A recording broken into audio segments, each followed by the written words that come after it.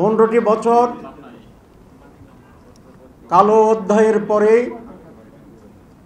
আবার পূর্ব আকাশে সমুজ্জ্বল সূর্যের উদয় ঘটেছে। আমরা দ্বিতীয়বারের মতো স্বাধীনতা অর্জন করেছি, যার নাম দেওয়া হয়েছে স্বাধীনতা 2, ইন্ডিপেন্ডেন্স 2। বেদনার দিন এই জন্যেই, এই স্বাধীনতা অর্জনের জন্যে বারবার বাংলাদেশের মানুষকে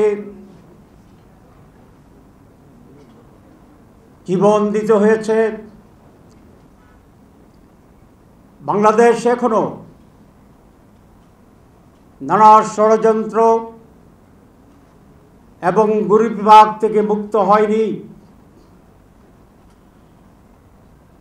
আমরা স্বাধীনতা অর্জন করেছিলাম এর আগে 1947 সালে, আমরা স্বাধীনতা অর্জন করেছিলাম 1971 সালে, আমরা স্বাধীনতা অর্জন করেছিলাম এই 24 অগাস্ট 5 অগাস্ট 2024 সালে। কিন্তু এই কথা ধ্রুবতারার মতো সত্য।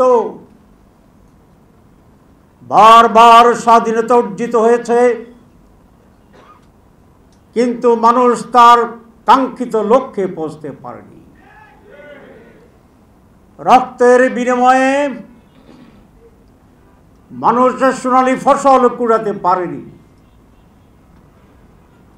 এইবারের যে স্বাধীনতা, এই স্বাধীনতা যাতে সোনার বাংলায় রূপান্তরিত হতে পারে, সোনার মানুষে রূপান্তরিত হতে পারে, সেই জন্যেই যারা নেতৃত্ব দেবেন, নেতৃত্ব দিচ্ছেন, তাদেরকে সংস্কারের উদ্যোগ নিতে হবে। সেই সংস্কার শাসকদের প্রথমে মানসিক সংস্কার,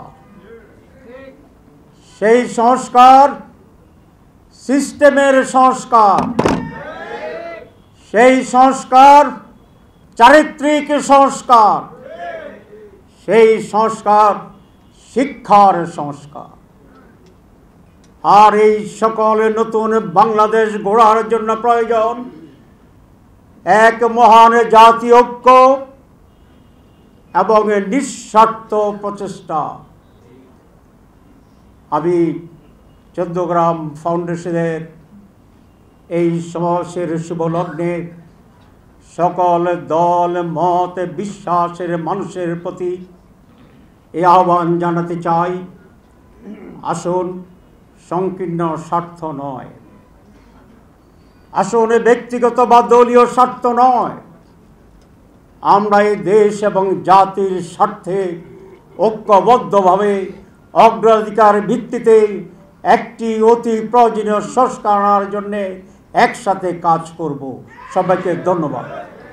এলো ভিশন মুশকিল আসান অফার। যে কোনো ব্র্যান্ডের পুরনো ফ্রিজ নিয়ে চলে আসুন ভিশন শোরুমে আর নিয়ে যান নতুন ভিশন ফ্রিজ 20% পর্যন্ত ছাড়। আমরা দীর্ঘ 16 বছর পর ঢাকাস্থ চৌদ্দগ্রাম ফাউন্ডেশনে আজকে মিলন মেলায় পরিণত হয়েছি।